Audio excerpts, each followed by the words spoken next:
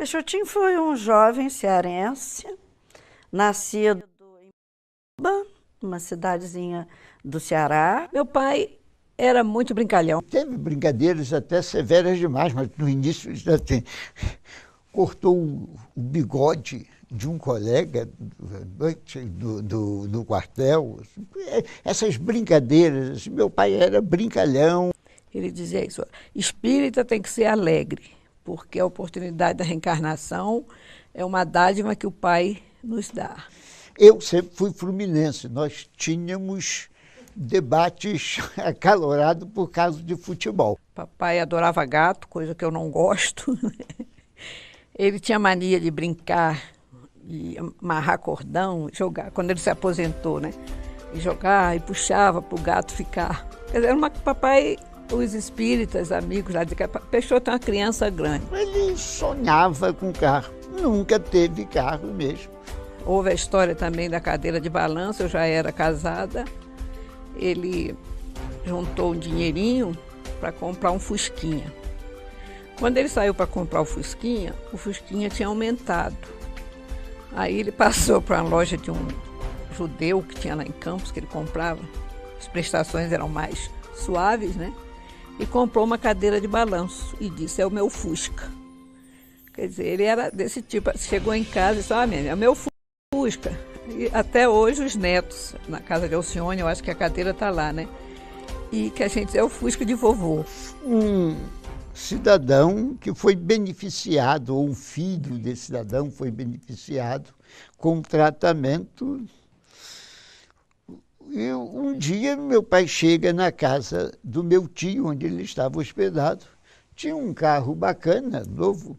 Naquele tempo não existia carro nacional. Isso era 52, 53. Os carros eram todos importados. Meu pai perguntou ao meu tio: que carro é esse? Meu tio disse: é seu. Fulano deixou aí para você. Eu disse: não quero. Eu não recebo isso. E o cidadão: não, Peixoto, isso para mim é um sabonete. Assim. Ele disse: então você me deu um sabonete. Isso eu não recebo, você foi beneficiado através do meu intermédio. Isso eu não posso receber de forma nenhuma, e não recebeu. Nunca conseguiu, tirou carteira de motorista e tudo, mas nunca conseguiu ter o carro dele.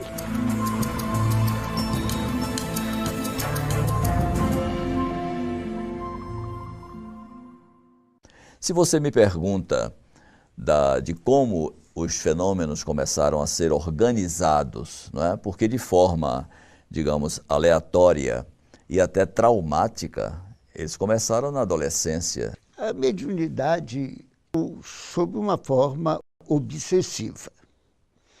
Em Fortaleza, meu pai enfrentou uma briga. Ele conta a briga que ele só se lembrava de ter apanhado uma barra de ferro. Foi a única coisa que ele se lembrava da briga. Ele, mais tarde, é encontrado numa praia a uns 20 quilômetros do local, todo rasgado, a peixeira, mas sem um ferimento no corpo. A história, por exemplo, de que ele apareceu, não é? O corpo dele apareceu numa praia distante 20 quilômetros de onde ele teria estado antes, né? E realmente com sinais fortes de agressão, essa história poderia naturalmente ter, né, levado a sua vida. A catalepsia e uma paralisia, em que ficou 6 meses paralítico e foi curado com passes e água fluida, apenas por Viana de Carvalho. Graças a Deus, eu hoje louvo e agradeço muito ao espírito Viana de Carvalho, porque foi Viana de Carvalho quem encaminhou aquele jovenzinho em época de explosão mediúnica e deu essa retidão, né, essa fidelidade a Kardec e a Jesus. Viana de Carvalho era uma figura muito querida em Fortaleza e muito combatida pelo clero da época, porque ele tinha duas lideranças que a igreja não tolerava. Ele era o grão-mestre da maçonaria e era o grande orador espírita. A questão Baby, minha mãe, era impossível, né, desvincular esses dois.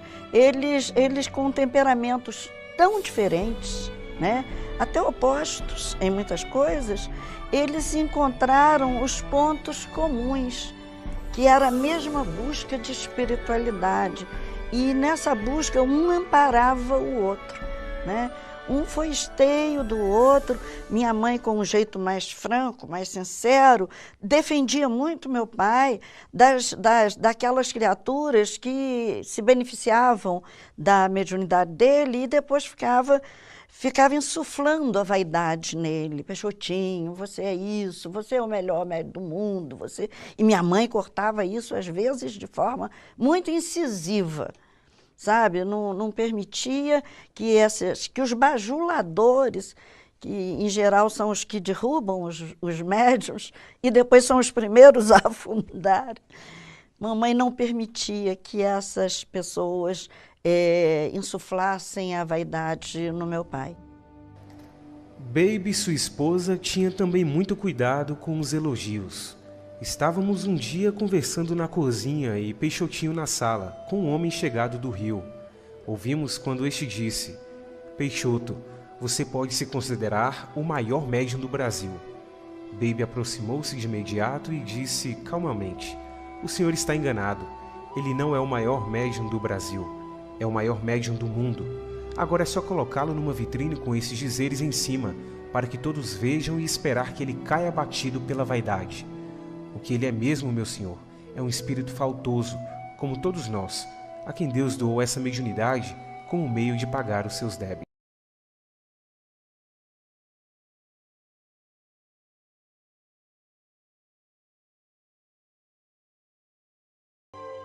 Quando tínhamos que fazer algum serviço desagradável, éramos crianças, eu tinha uns 10, 12 anos, e a gente reclamava de lavar uma fralda suja de criança, minha mãe dizia: não pense que está fazendo caridade.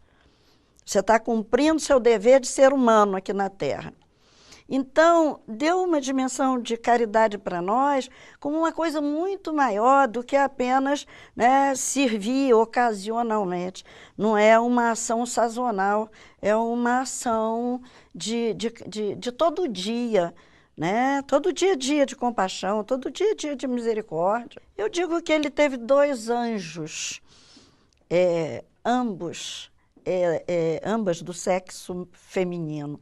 Araci, o espírito que acompanha, que é quem conduz o nosso núcleo familiar, que já era cristã há 100 anos depois da volta de Jesus, no início do cristianismo, e teve aqui na Terra Baby, que era outro anjo de luz, generosa e que abria as portas da casa e do coração aos sofredores. A minha irmã, que desencarnou com 1 ano e 6 meses,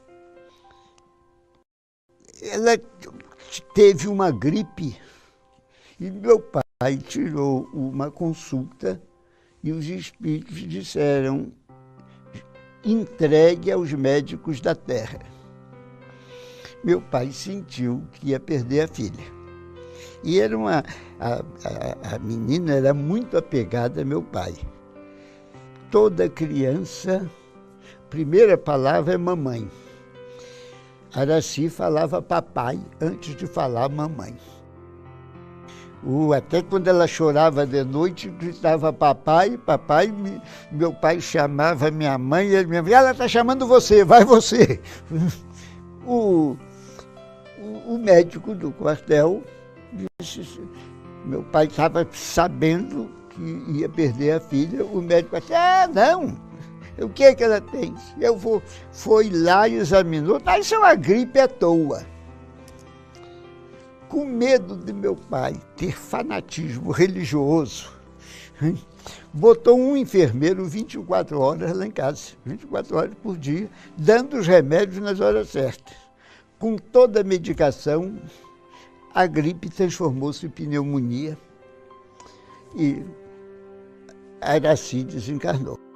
Araci, né, que em algumas oportunidades já aparecia realmente como um espírito sem aquela aparência da criança de 2 anos que faleceu, mas nessa oportunidade, parece até que numa data de aniversário, essa menina é pintada, o retrato dessa menina é pintada realmente como criança, e é alguma coisa que me fala assim, muito ao sentimento, muito ao coração. Foi ela quem encaminhou meu pai. Meu pai fumava. Quando meu pai puxava um cigarro, depois que ela desencarnou, ela aparecia para ele, fazia assim com o dedinho e meu pai jogava o cigarro fora. O meu pai mudou completamente ali. Das coisas que eu mais aprendi com meu pai, que muito hoje me serve e que eu uso muito nas minhas palestras, são os exemplos de vida que ele nos legou. Então, muitos doentes aportavam à nossa casa. Alguns batiam de mala e cuia, como a gente costumava dizer, e não sabíamos. Às vezes, papai, certa vez, estava visitando Chico Xavier com minha mãe, e chegou uma pessoa lá com um senhor, uma moça com o pai, com a mala muito grande. Eu espantei o tamanho da mala.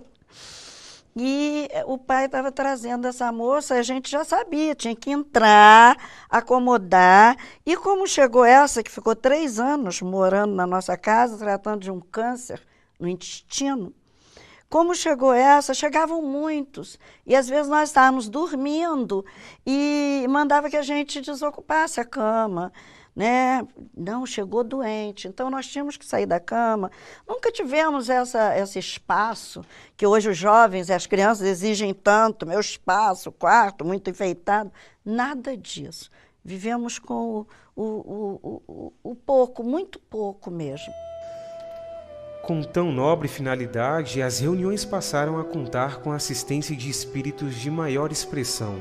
Isso seria um meio de as tornarmos sérias, evitando inclusive a curiosidade. Diziam os espíritos que teríamos antes de tomar chá de banco, como apelidavam as reuniões isentas da presença de fenômenos de efeitos aparentes.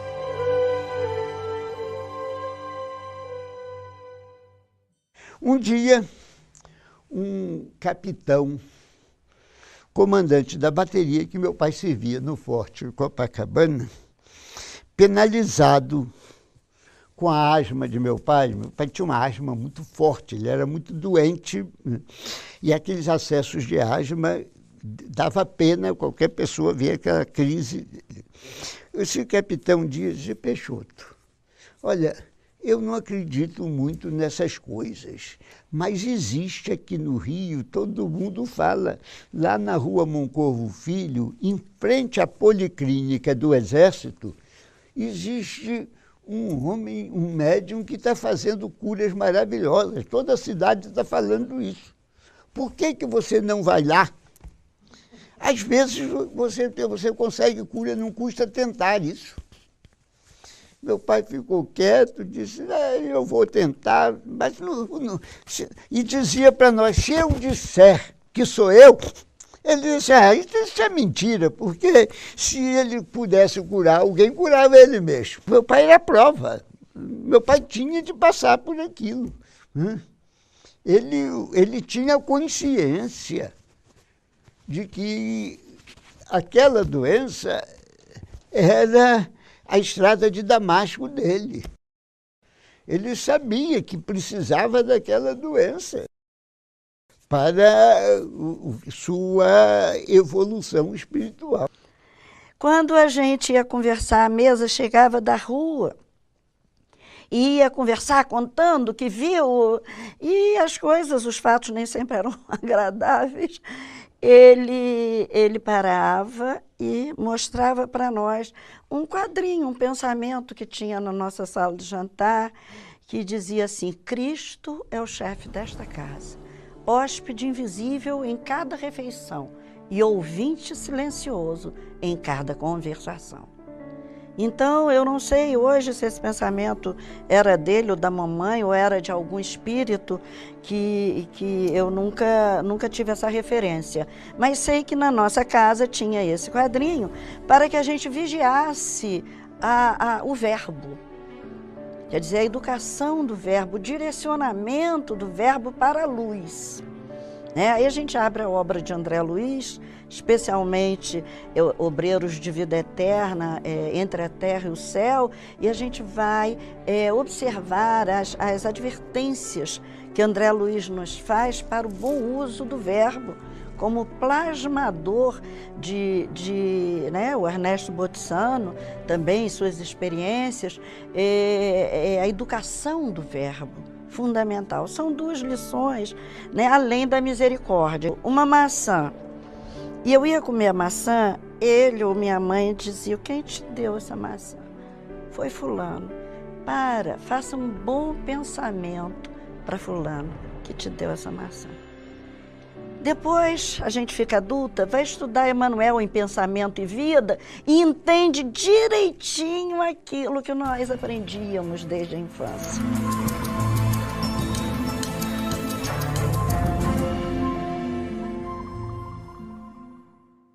A materialização dos espíritos é exatamente a corporificação, que é obtida através da liberação de uma matéria pelo médium de efeitos físicos, matéria essa que foi objeto de estudos, inclusive por grandes figuras do mundo acadêmico, do século XIX.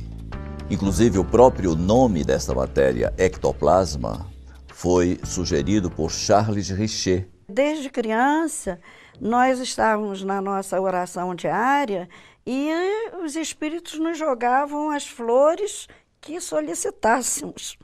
Então, um queria rosa, outro queria margarida, cada um escolhia suas flores. Eu, muito curiosa, a vida toda fui muito curiosa, eu queria ver de onde vinham as flores e ficava olhando, querendo descobrir aquele fenômeno.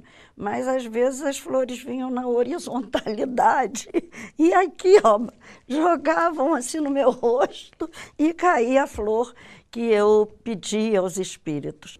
Começava a reunião, os espíritos começavam a se materializar, o barulhozinho na cabine, muitas flores também. Teve uma certa reunião no André Luiz, que eles davam uma flor de uma cor para o homem, outra cor para a mulher, em plena escuridão. Sem a liberação de ectoplasma, não é possível a materialização. Os espíritos podem se tornar visíveis através de outros recursos, porque sabe que existe a mediunidade da vidência, não é? Existe o fenômeno da dupla vista, então os espíritos podem realmente se tornar visíveis. Olha, reuniões, às vezes, do Araci, do André Luiz, começava às 8, não tinha hora para terminar. Às vezes ia até 2 horas da manhã, dependendo do número de doentes que tinha, né? A cabine ficava um lugar que tinha parafina e que muitas mãos saíram, inclusive mãos assim, trançadas.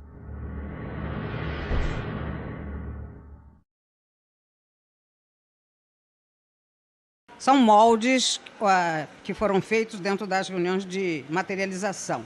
Então nós temos aqui essa peça maior, que são 2 mãos entrelaçadas, do José Grosso e do Moisés Donec, sendo que a de baixo é que é a do Zé Grosso. E foram feitas em 26/12/1947. Essas outras mãos são de outros espíritos aos quais nós não guardamos, eu não posso dizer de quem sejam. E temos aqui o disco, que é amassado. Somente os espíritos poderiam fazer isso sem quebrarem. Pedras que foram transportadas até da Ásia. E temos aquela mãozinha dali que eu acho que é da esposa do seu Fonseca, Antônio do Fonseca. O seu Fonseca era um frequentador da casa? Ele é o frequentador e não é fundador, mas ele vem logo depois, é quem conseguiu esse terreno para que nós pudéssemos, comprar. Àquela época, com muita dificuldade.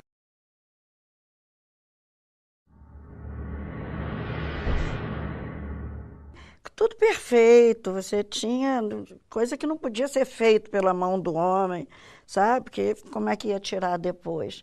Então, e ali na cabine os espíritos trabalhavam, ninguém tinha acesso à cabine. Papai ficava trancado na cabine e ali aconteciam, era o trabalho da espiritualidade. Vovô Vitorino era uma alma linda, mantinha os olhos fechados durante as reuniões, para que a curiosidade não reduzisse sua capacidade de participar dos trabalhos e colaborar com eles. Renunciava ao belo espetáculo visual em que muitas reuniões se convertiam. Lembro-me certo dia um fenômeno de grande esplendor. A coluna de luz assumiu uma disposição horizontal, colocando-se acima de nossas cabeças. Ante exclamações de admiração e êxtase, vovô Vitorino indagava o que estava ocorrendo. Não está vendo, vovô Vitorino? Não, conserva os olhos fechados. Abra os olhos, vovô. Nessa mesma reunião, o espetáculo foi repetido mais belo ainda, naturalmente como homenagem àquele espírito humilde do bom velhinho. E ele não se conteve. Oh, meu Jesus, eu não mereço tudo isso.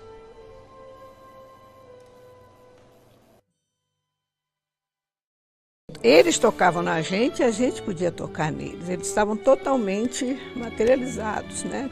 Com a mão, alisava, a Sheila alisava a cabeça da gente, me alisou muito, né? Beijava, teve uma senhora em Campos que estava com câncer no abdômen e doía muito. Sheila dizia, vai passar, vou dar um beijo e vai passar. Essa contribuição é uma contribuição muito interessante para sabermos que tipo de substância ou que tipo de constituição física tem essa matéria, que os médiuns de materialização, os médiuns de efeitos físicos, têm a possibilidade de liberar pelos orifícios naturais do corpo. No caso de Peixotinho, essa matéria era fartamente liberada pela boca, pelos ouvidos e pelas narinas, né?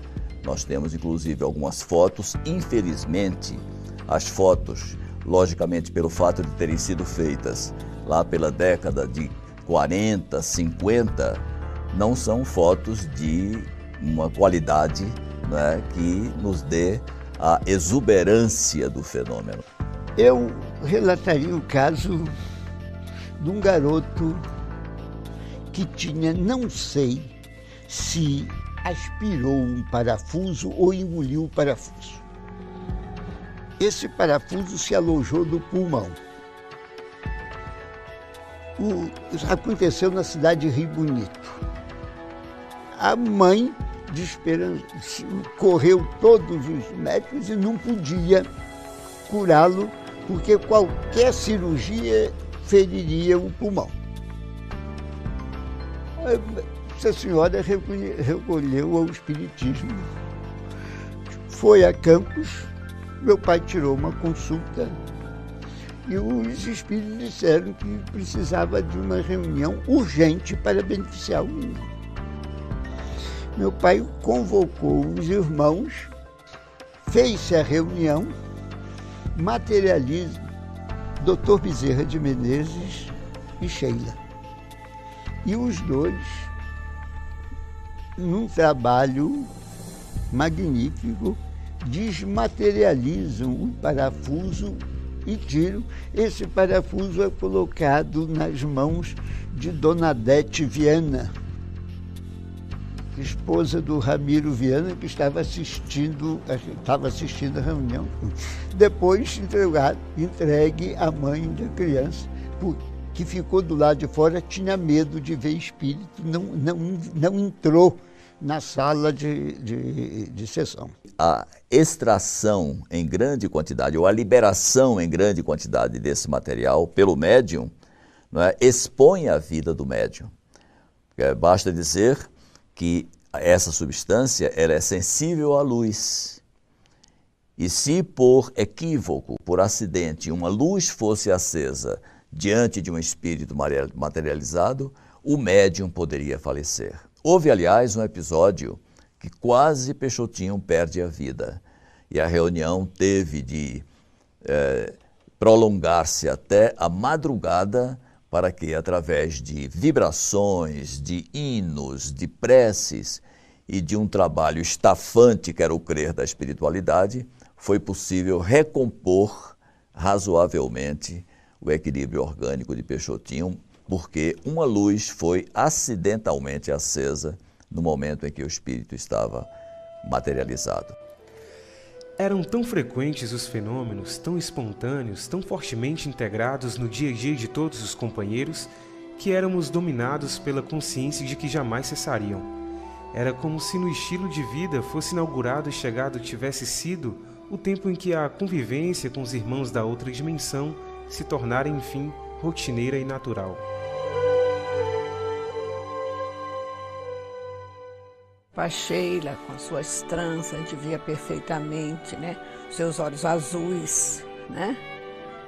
E com os aparelhos, havia muito também nas reuniões, eles pediam para que as pessoas dissessem uma frase e imediatamente Zé Grosso materializava aqueles painéis luminosos que rodopiava toda a sala, escrito Jesus é amor, fé, amor e caridade, dependendo da frase que os assistentes falavam, o espírito imediatamente, era Zé Grosso que fazia isso.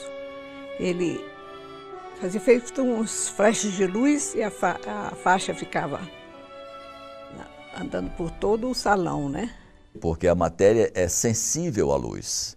Ela então poderia sofrer uma degradação, uma desestruturação que a tornaria insuscetível de voltar, não é? De compor a mesma, vamos dizer, a mesma química do organismo.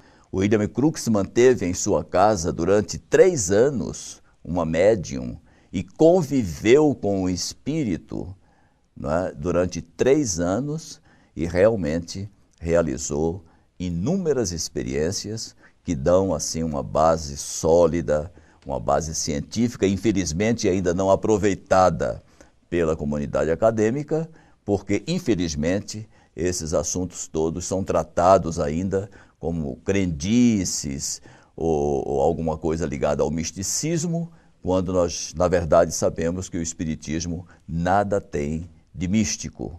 O espiritismo realmente tem uma base muito sólida, até porque é o grande desafio que nos é proposto de construir a nossa fé com base na razão. Tornava visível tudo aquilo através da mediunidade de Chico Xavier. Muitos dos aparelhos descritos na obra de Chico Xavier eram comuns, eram conhecidos das criaturas que frequentavam as reuniões de efeitos físicos por Peixotinho. Inclusive, no livro Na Madureza dos Tempos, há uma tomografia computadorizada feita em 1952, quando os tomógrafos só chegaram ao Brasil, na Beneficência Portuguesa de São Paulo, em 1977. Essa foto, essa tomografia ficou guardada, trancada por muitos e muitos anos, porque os espíritos pediram que assim fosse, até porque nós não sabíamos o que era aquilo. Ninguém ia saber o que era aquilo antes de conhecer a realidade, o tomógrafo. Meu pai preocupava-se sempre com o ambiente. E brigava muito com a gente por causa da gente, principalmente em dias de reunião. Qualquer exaltação nossa poderia perturbar o ambiente em prejuízo dos doentes que seriam prejudicados.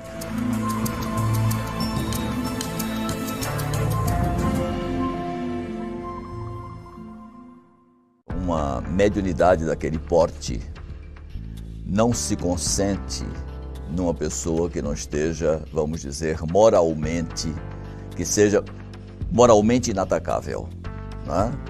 E é esta a razão pela qual, se me permite avançar nesse ponto, esses fenômenos não estão mais à disposição das pessoas. Aqui foi deixado um depoimento interessante sobre o ambiente.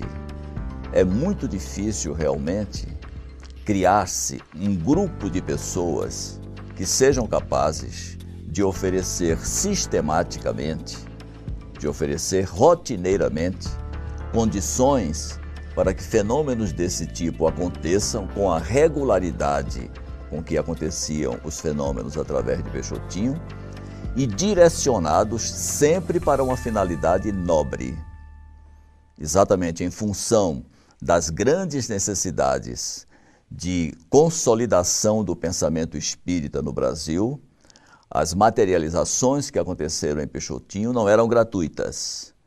Todas as reuniões realizadas com Peixotinho na cabine tinham por escopo o benefício de pessoas necessitadas fisicamente, a maioria das quais já tendo enfrentado todos os recursos da medicina e tendo apresentado um quadro realmente resistente aos tratamentos convencionais. Tem uma foto que mostra a materialização do espírito Carlos Augusto. Era um jovem, um adolescente, que morreu vítima de um desabamento do cinema Rinque, na cidade de Campinas, no estado de São Paulo, no dia 16 de setembro de 1951. Ele, através de Peixotinho, materializou-se da forma como pode ser vista na fotografia, e nós juntamos, inclusive, uma fotografia, a última fotografia tirada por esse menino, né, quando vivo, e as pessoas podem perfeitamente cotejar a fotografia com a aparição. Não é? Lógico que essas materializações não tinham a mesma concretude, digamos assim, das materializações de Sheila, de Zé Grosso, de Garcês, não é? Dos médicos enfermeiros que se materializavam para realizar o tratamento nas pessoas. Eram materializações até pela própria condição dos espíritos, que eram espíritos despreparados para isso, eram materializações parciais, tanto que nós vemos sempre o rosto, ou às vezes os pés também, mas isto, as mãos, não é? Mas isto sempre envolto em camadas ectoplásmicas que sugerem realmente túnicas. Mas as fotos que nós vemos, elas são muito menores do que os fenômenos de que elas querem dar notícia. O próprio retrato de Sheila que nós temos é um retrato que foi obtido primitivamente exatamente por um desses espíritos pintores, não é? Era deixado um material na cabine, representado por um pedaço de papel qualquer, e quando não havia e eles queriam dar o retrato, eles improvisavam. Houve um retrato que foi pintado numa caixa de sapato, e nós temos, para a felicidade nossa, nós resgatamos o original de algum desses trabalhos que conservamos em nosso memorial, ou aliás, no Memorial de Peixotinho, lá na Fraternidade Espírita Francisco Peixoto Lins, Peixotinho, no Recife. Peixotinho dormia, Baby cuidava dos serviços da casa. A certa altura, vai ao quarto e percebe sobre o peito do marido uma placa estranha com a inscrição: Médium em serviço, trabalha por Ferreira, que acaba de ter um AVC. Obediente, Baby suspende o que vinha fazendo, pega o evangelho e começa a fazer ambiente, para facilitar o trabalho da espiritualidade. Ferreira curou. Teria havido um transplante de células, fenômeno raríssimo, mas não singular, já que se registrou uma segunda ocorrência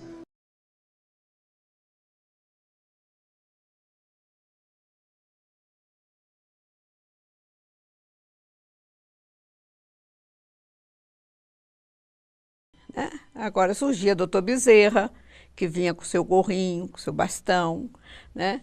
Mas desse jeito, iluminados, que você via a fisionomia, que você sentia a sua presença. Eu me lembro até quando eu tinha uns 8, 9 anos, na escola, a professora falou em José do Patrocínio, o tigre da abolição. E eu, meio exibida, disse logo, eu conheço.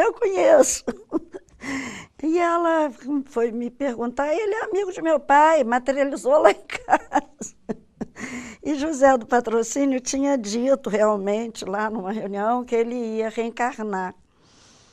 E eu queria contar essa novidade, porque eu achava que a casa de todo mundo era assim, que todo mundo convivia naturalmente com os espíritos, né? A presença tinha os espíritos mais afetivos ou mais afinizados com cada um de nós tinha o seu espírito mais afim, né? Outro foi José Grosso também, que era um espírito muito íntimo da nossa família, era assim, às vezes materializava o abraço, a forma como me abraçava, era de me botar assim no colo no ar, minhas pernas ficavam no ar e rodava comigo como aquela saudade enorme. Tinha a voz direta, que era a voz do espírito mesmo, né? No André Luiz, meu pai não entendia nada de música, pelo contrário, lá em casa ninguém pode nem cantar, porque apavora o povo. E Sheila dava a letra e a música. Vários hinos do André Luiz tem a letra e música de Sheila. E a música era dada, a gente botava o papel pautado musical, né, aquele papel, e Sheila escrevia a música como escrita direta, em plena reunião, no escuro, porque essa reunião era totalmente no escuro. Davam mensagens, davam receitas, curavam. Isso já com meus 11, 12 anos, André Luiz, Bezerra de Menezes, o Zé Grosso, isso todo domingo à tarde acontecia lá em casa.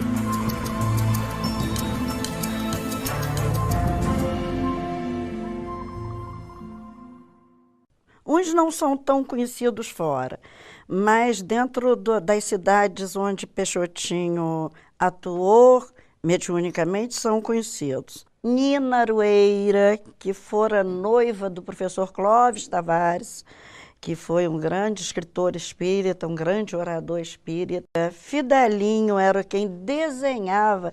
Nós conhecemos muitos espíritos que foram desenhados na cabine por Fidelinho. Tongo foi um espírito, era um japonês, que desenhava o rosto dos demais espíritos.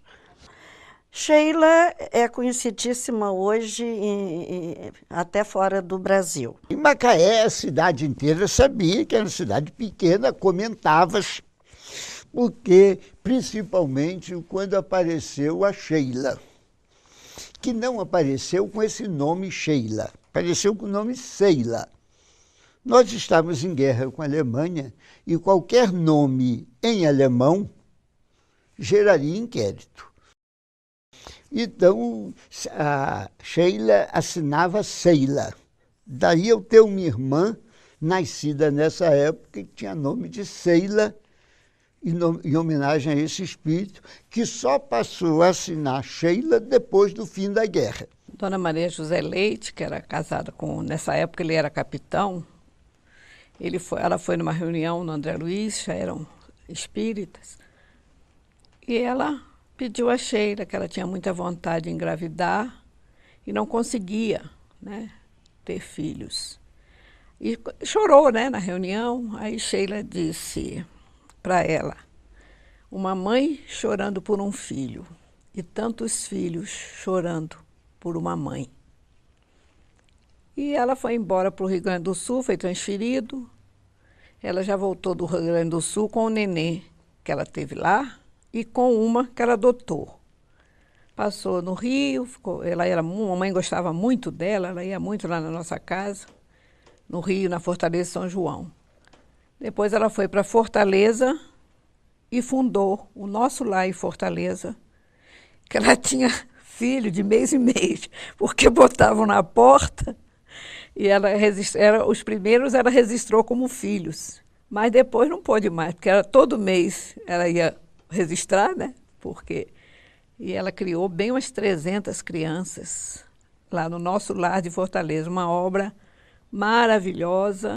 E há um episódio muito interessante para dar a você a ideia dessa luminosidade, que foi numa das materializações de Sheila. Sheila materializa-se e caminha pela sala. Caminha iluminada e ela é vista caminhando, né? Em determinado momento, ela apaga um pouco e recobra a luz um pouco adiante. Essa reunião parece que foi testemunhada por Chico, não é?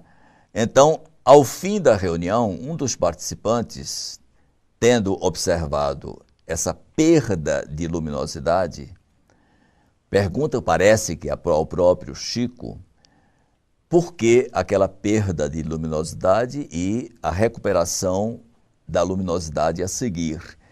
E Chico, então, explica que no momento em que ela perde a luminosidade, ela passava por uma pessoa presente à reunião que não estava devidamente concentrada. Era um homem que estava um tanto, vamos dizer, massacrado por problemas de ordem, parece que econômica ou financeira, e ele não conseguiu se desvencilhar dessas preocupações durante a reunião, nem diante de um fenômeno desse tipo. É quando eu digo a você, o fenômeno, às vezes, é pouco persuasivo, dependendo do estado espiritual da pessoa. Bendita asma que me liberta. Ouvíamos dizer ao fim de cada crise que nos parecia interminável, enquanto guardava no bolso a sua bomba dispineial, que lhe aliviava a crise. Eram horas de muito sofrimento para nós. Lembro-me das convocações que as irmãs mais velhas nos faziam nessas horas para que orássemos juntas. Orávamos sempre, como era de hábito em nosso lar. Sheila foi um espírito que o grupo de Peixotinho, ainda em Macaé, chegou a fazer as orações para Sheila antes de desencarnar. Sheila desencarnou na Segunda Guerra Mundial, não foi na Primeira, foi na Segunda Guerra Mundial, e reencarnou sob a proteção do grupo de Macaé, Grupo Espírita Pedro. Fez a oração para ajudá-la no processo de desencarnação, porque o irmão pediu, o irmão dela já havia sido fuzilado, e pediu para que ela fosse, para que orassem por ela. Inclusive, naquela época, isso foi um fato, porque eles sabiam em Macaé a hora exata em que a Alemanha seria bombardeada. E meu pai era militar, ele não podia saber dessas coisas, né? Mas sabiam pelos espíritos que ela ia desencarnar, e ela foi socorrida imediatamente por causa do clima de guerra, tumultua muito a atmosfera do planeta, e precisava de muita oração pelos méritos dessa criatura. Ela já era uma alma muito iluminada antes de ir para a vida espiritual. O caso mais marcante para o meu pai não foi cura, não teve cura. Foi o caso de uma moça chamada Ledinha, uma moça de situação financeira muito boa que teve lepra, estava com lepra. E ela chegou no André Luiz, no Rio, e disse que ela dizia à família: se essas manchas que eu tenho no corpo for lepra, eu me suicido. Eu não quero ficar leprosa, eu não aguento ser leprosa. E foi bater lá no André Luiz. No André Luiz, Sheila veio materializada e disse para ela: Ledinha, você tem lepra. Você é doente, você está com a lepra. Mas não pode fugir pela porta do suicídio, porque já é a terceira vez que você vem com essa prova e foge através, né, se suicidando. Olha, eu não estou morta. Olha, trouxe para ela, né, toda, né, o meu rosto, o cabelo e tudo, né. Aí Ledinha diz: pode ter certeza que eu não vou me suicidar. Foi para casa, naquele tempo os pais dela, ela tinha recursos, não colocou no leprosário. Construíram um quartinho nos fundos e ela ficou lá. E eu, quando eu ia ao Rio com o papai, sempre o papai telefonava para ela. E uma vez ela disse para papai: Peixotinho, graças a Deus eu já estou cega, porque agora eu não vejo mais a deformidade no meu rosto. Papai considerava isso a maior cura feita pelo intermédio dele, porque foi a cura do espírito, né? E evitou que a Ledinha se suicidasse. O fenômeno mediúnico em si, ele é muito pouco persuasivo. Qualquer pessoa poderá dizer que o respeitabilíssimo Chico Xavier, ainda que impactando as pessoas com a qualidade de sua comunicação, estaria, vamos dizer, mistificando, ou produzindo algo que fosse efetivamente dele e atribuindo a autoria desse texto a um espírito que estivesse ditando naquele momento para a sua psicografia aquela obra. Qualquer pessoa pode dizer.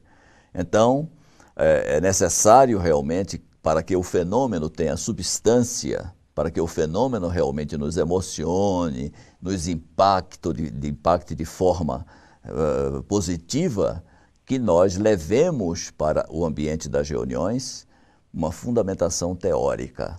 Era essa a intenção do Sr. Allan Kardec. Pelo fato de não serem persuasivos em si mesmos, eles não têm essa possibilidade de realizar a grande conversão. Aliás, se fenômeno pudesse converter, o número de cristãos nos momentos iniciais do cristianismo seria realmente muito maior do que foi.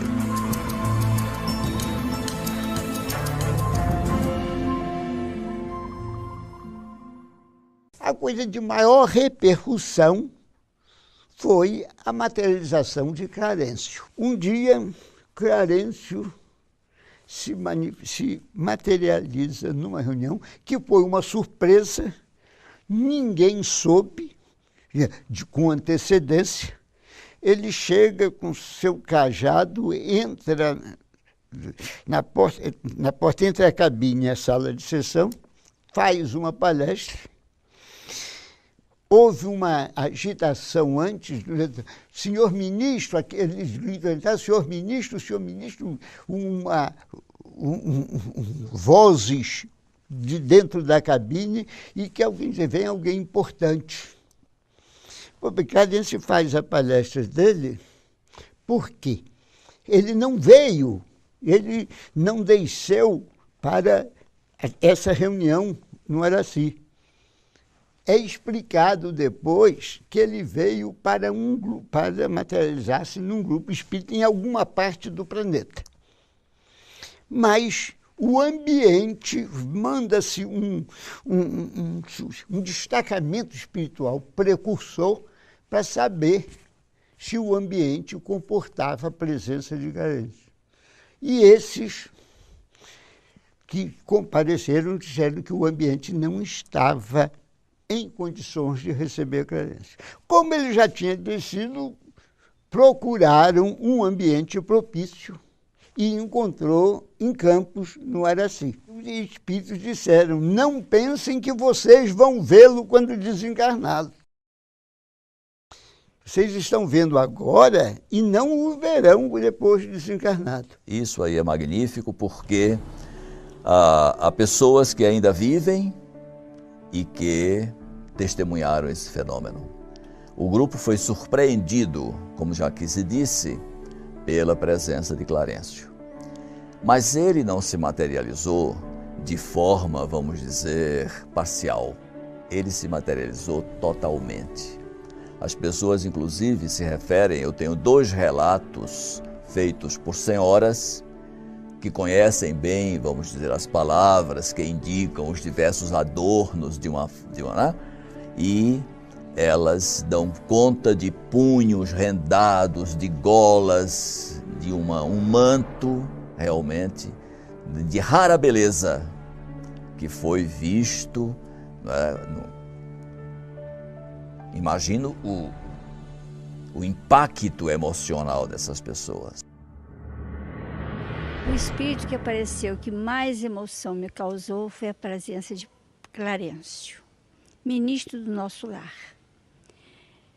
Quando ele apareceu, o salão que ficava às escuras ficou completamente claro, onde víamos todas as pessoas, com os mínimos detalhes, porque ficou uma claridade imensa, em pleno salão. E ele apareceu com uma túnica toda em luz, aquela túnica que ia até os joelhos, toda em luz, e com um cajado, também todo iluminado. Ele chegou na porta da cabine, avançou 3 passos para o salão e ali ele falou para todos nós.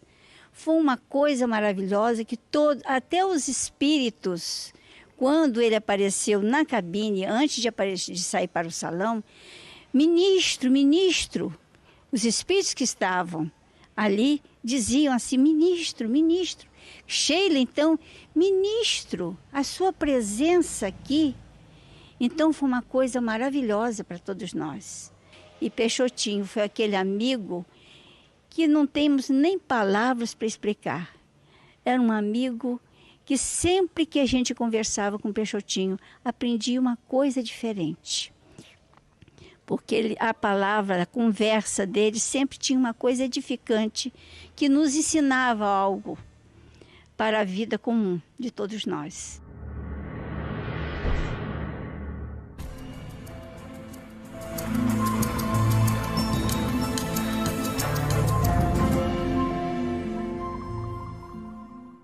O objetivo desses fenômenos é, numa época em que veio ao mundo 3 medianeiros distintos, Chico Xavier na psicografia, Divaldo Franco na palavra e Peixotinho na mediunidade de efeitos físicos. Então esses 3 elementos são importantes para essa fase de expansão da doutrina espírita, que hoje, naturalmente, graças a esses trabalhos, está numa fase de consolidação. Eu não tenho dúvida nenhuma de que a experiência que se encontra nos domínios da mediunidade foi uma experiência vivenciada numa reunião de Peixotinho e também em Missionários da Luz. Eu, pessoalmente, eu que assisti a algumas reuniões, não tenho dúvida nenhuma. Olha, realmente isso aí é um ciclo. Alguns fazem essa mesma pergunta em relação, por exemplo, à mediunidade de Chico. Será que nós teremos um outro médium, né, que seja capaz de nos dar, em qualidade e em quantidade, a mesma contribuição que Chico Xavier ofereceu à doutrina espírita? Aí eu sempre respondo a essas pessoas. Esses ciclos são ciclos tão fechados em si mesmos, que quando eles cumprem o seu papel, eles se esgotam, né? Hoje em dia, deveremos estar mais empenhados, recebendo o contributo, a notícia desses fenômenos, em espiritualizar a matéria e não em materializar o espírito. Eu digo sempre, digo aos meus irmãos, às minhas irmãs, nós temos que render muito nessa vida na Terra, porque vai ser muito difícil encontrar um lar, como o lar de Peixotinho e Bebe, que nos eduque desde pequenininhas, nessa retidão, nessa visão da vida na Terra com perspectiva de eternidade. Exemplo de vida, foi exemplo de espírita, foi exemplo, para mim, principalmente, é uma lição que eu ainda não consegui aprender muito, porque papai não guardava mágoa com ele estava, Esteira, não está sabendo o que está fazendo, não. Ele me conhece, ele era desse tipo.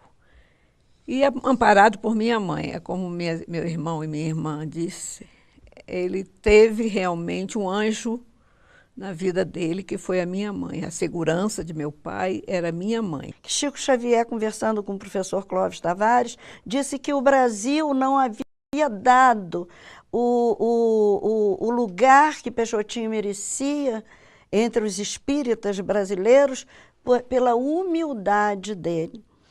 Aí tirou do paletó, nessa ocasião, um retrato e mostrou ao professor Clóvis Tavares uma das vezes que ele foi a Campos. E mostrou ao professor, está aqui, o grande medianeiro com quem eu convivi nessa vida. Eu digo sempre, olha, Chico nunca mais voltou a sorrir desta maneira. exatamente numa oportunidade em que estava junto com o nosso Peixotinho.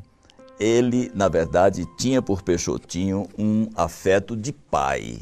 Há um episódio muito interessante que nós mencionamos em nosso livro, eu chamo até de Chão de Flores, que foi um trajeto feito pelo grupo Peixotinho, Chico Xavier e outras pessoas que tinham viajado, inclusive do Rio, acompanhando o Peixotinho, para reuniões de materialização que houve lá com a presença de Chico. Durante esse trajeto, iam caindo flores pelo chão, né? E essa era a alegria que o nosso Chico experimentava com a presença de Peixotinho. Era esse otimismo que ele deixou para a gente, a certeza da doutrina, porque ele e minha mãe viveram intensamente a doutrina espírita, na mais pureza que a doutrina exige, que nós ainda tentamos ser iguais, mas não conseguimos, porque é difícil. Basta dizer você que quando meu pai desencarnou, minha mãe pegou no colo, porque ele era muito franzino e estava muito tempo doente, e disse: o passarinho deixou a gaiola, vamos orar. Quer dizer, eu jamais teria essa coragem, essa confiança, essa fortaleza que a minha mãe, esse exemplo que a mãe deixou, né? Um dia, acordamos todos órfãos. Peixotinho, ele também, empreendera o voo definitivo. A partir de então, seu grupo passou a ser o outro, de onde nos chegavam pedras, flores, perfumes e sinais de efetivo e nunca terminado amor. Uma das filhas, sensibilidade à flor da pele, começara a experimentar a emoção forte que poderia desabar em ataque nervoso, sentimento de perda irreparável, o pai que se ausentava definitivamente. Ante a iminência da explosão nervosa, ele e Peixotinho, que em espírito a tudo assistia, surgiu diante da filha dominada pelo pranto, consolando-a com a última lição. Minha filha, cuidado, não destrua em um minuto o que seu pai construiu durante toda a vida.